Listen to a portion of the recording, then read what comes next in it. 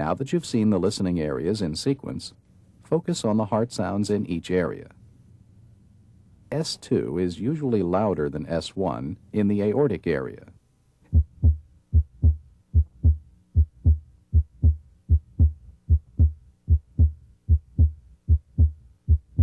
Please breathe deeper than normal.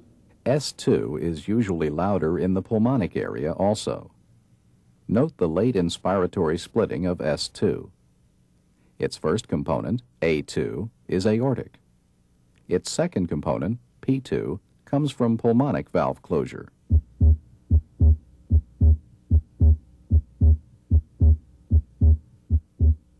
In the left third interspace, both A2 and P2 may be heard again.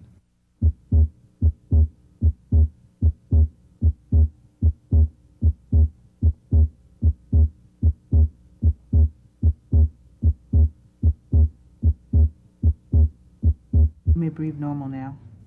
S2 usually diminishes in intensity as you proceed down the left sternal border.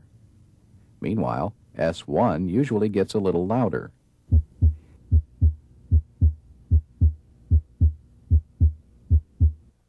In the tricuspid area, S1 may sound split. Its softer second component comes from closure of the tricuspid valve. Here at the mitral area, S1 is usually louder than S2. It comes from closure of the mitral valve.